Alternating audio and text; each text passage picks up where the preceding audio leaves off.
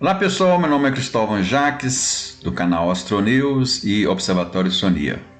Vamos a mais um boletim de cometas e asteroides. No episódio de hoje nós vamos continuar a série sobre defesa planetária e hoje vamos falar como caracterizar um asteroide.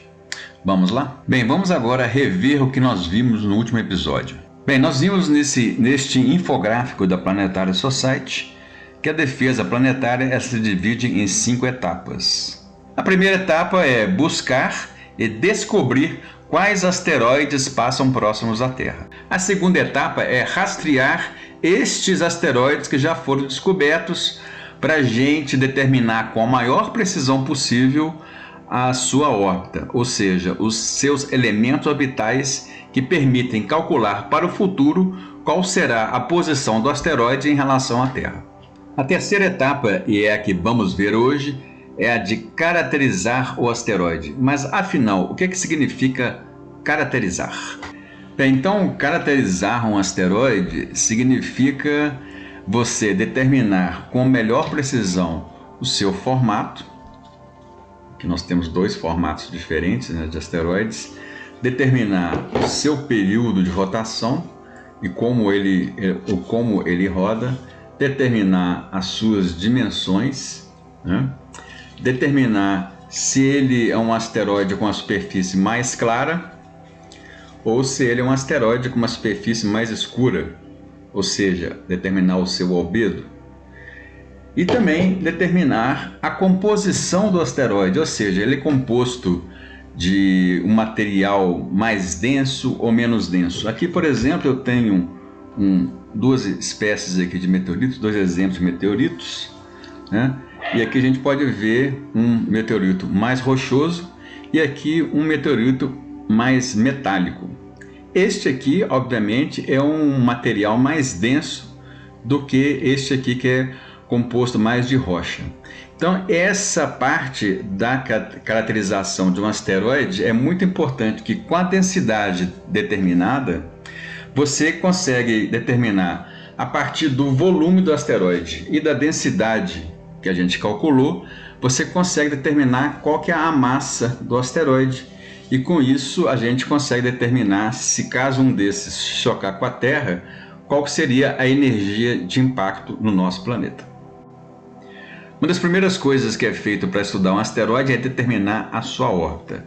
Essa determinação é feita através de observação com telescópios e são determinados 6 parâmetros que definem a sua órbita. São chamados elementos orbitais que podem ser vistos aí na tela.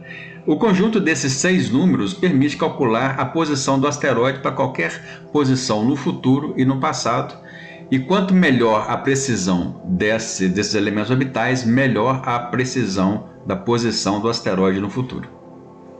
Bem, os elementos orbitais são publicados através de uma circular eletrônica que é emitida pelo Minor Planet Center, e nessa circular a gente pode notar aqui os parâmetros orbitais, como está aqui, e 2 números muito importantes que a gente precisa conhecer para então começar a estudar melhor o asteroide.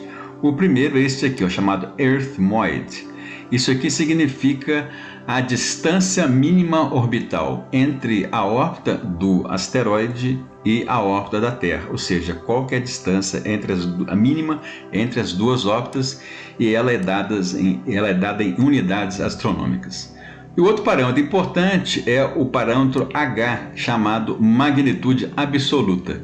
Com esse cálculo da magnitude absoluta, permite a gente ter uma ideia da ordem de grandeza do tamanho do asteroide.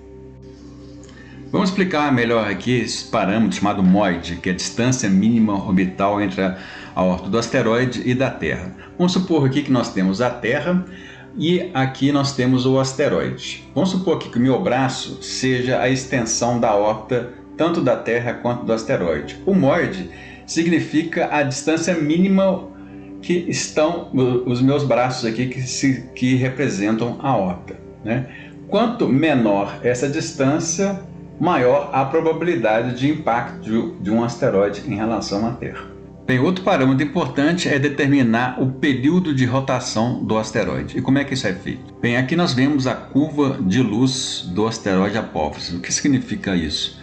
é estudada a variação de brilho de um asteroide em função do tempo.